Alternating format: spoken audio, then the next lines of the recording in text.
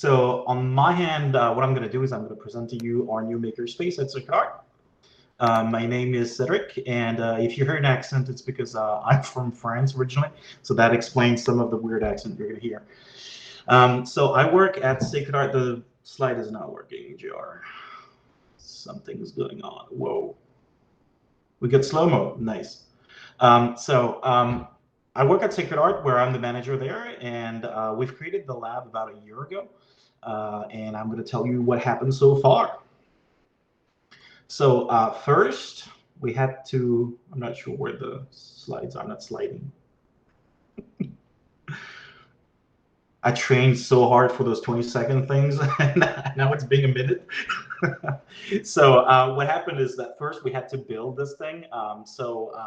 It took us about a year to order, receive, install, and train for all of the equipment. And we decided to build a lot of our custom furniture for ease of use in the lab.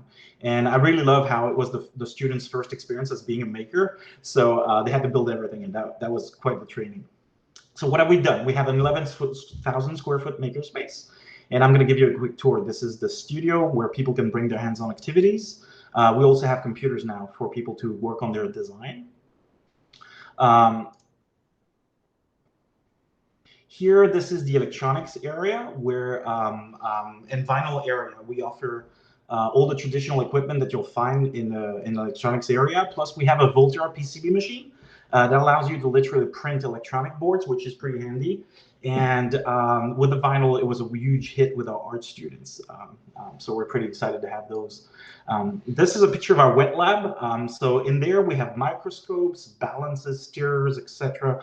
What we want to do is be able to create a biolab. We hope to do that in the near future when we find the right experts. And we also have some Formlab printers and color 3D printers in that room, which is pretty cool. So this is our textile lab, and we have everything from sewing machine to heat presses, sublimation printers, and so forth. And pictures is a 10-needle embroidery machine. Now, don't worry. As you can see, the staff doesn't always try to fight you when you ask a question. We actually welcome them. This was just a one-off. So this is the Media Lab. In the Media Lab, we have pretty much high-end computers and 3D scanners and a VR headset. What we're trying to do is to help people make their design for 3D printing and so on and so forth. And we can even reverse engineer with that specific 3D scanner that we have, which is pretty handy. This is our machine shop, at least part of it. And in the machine shop, we have a lot of machine, including CNC routers, lasers, metal woodworking equipment, and even a water jet cutter. This is where you make bigger and stronger builds, basically, like furniture. This is our 3D printing room. We kind of went overboard on this one. We really have a little bit of everything from FabLab created printers that were created by the community to industry standard Stratasys F120s. Printing is open access to the open filament printers, but requires some approval from the staff for the expensive ones. And our secret is that the engineering department is trying to be really good at drones. So we have this really cool drone lab where we can make anything from the body to the software for the drones, and that's something we're going to try to become really good at in the future. So what have we done with all this? Well, first we had our grand opening this year. So we even had Linda McMahon, which is the former WWE exec, and also the Small Business Administration administrator. That was quite an exciting day, and we had like a few hundreds of people that came, and now hopefully people know that they can access the space in the community.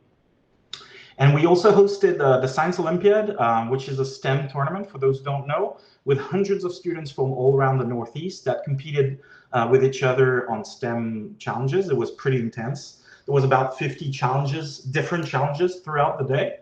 And we were very happy to host those amazing kids. It was pretty fun having them invade basically the rest of the building with crazy experiments and crazy looking things all over, which kind of worried a little bit of the neighbors, but it was pretty intense. And it was so tight that we didn't even have time to give the winner the trophies because everything was so tight. So we actually had to ship them the next day. Now, back to the obvious, we're a makerspace in a university, so basically we do classes, a lot of them. Everybody's welcome to use it, but we have a special relationship with engineering because that's where all of their classes take place. That's basically their home. Now, it's not just them, though. We've had fashion design, arts, biomedical, education, and plenty of others that use the space. We actually encourage inquiry-based learning rather than traditional methods, and we help with any technical need like the professor might have. So our student staff can actually become student assistants in the classroom if the professors needs help.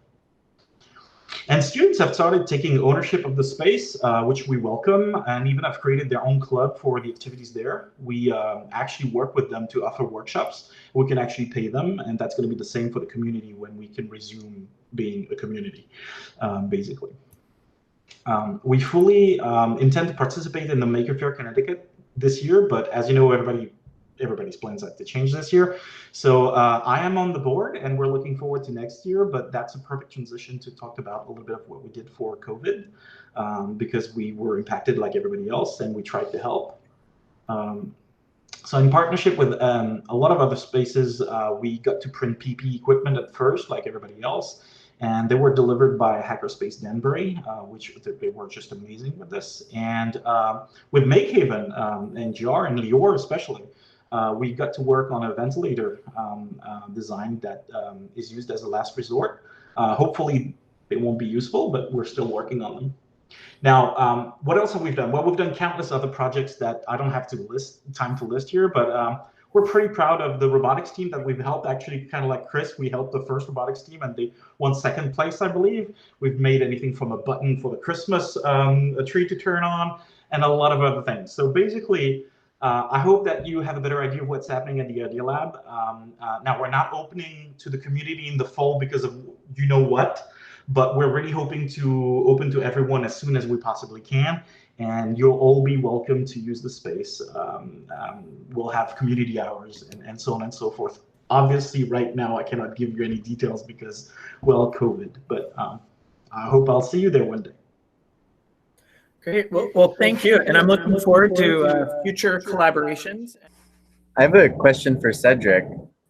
Having been in both in Makehaven and your own space, are there any tools from your own space that you would see as being particularly valuable at Makehaven? Well, right off the bat, I'm not sure because you guys have a water jet cutter. We do have two very large format laser cutters. They're 48 by 36. So if someone needs a larger format, that we have two of those.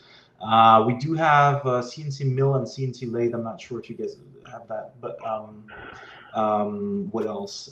That's a trick question. I'm not sure. I have to remember everything in both now. We do have that embryo of a biolab, so I'm very interested in what GR is going to do.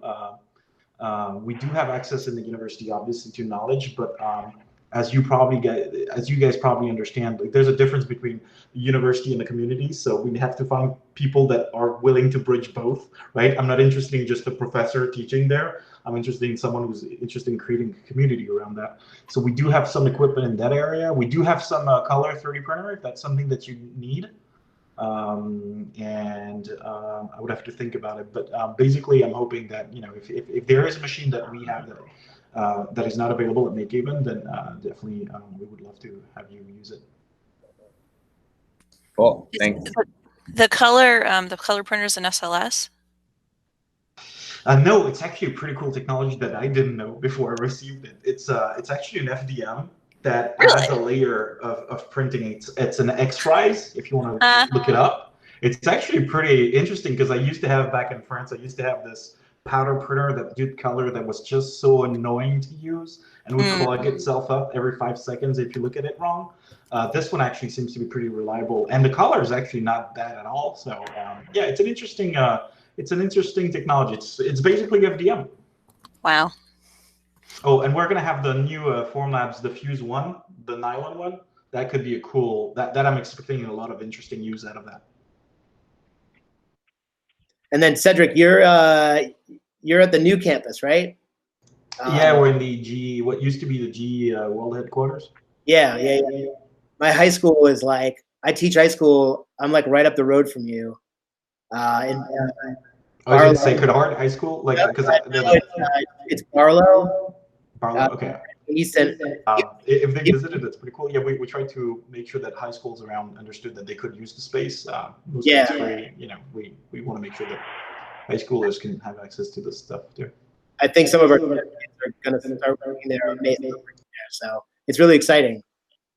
Yeah, I was very excited with the first robotics that came. You know, it's nice in a makerspace to have beginners, but it's really cool to have people that have problems that you can't solve. So it was very interesting having them around too. So we're welcoming all of those usages. Right, bring solvable problems.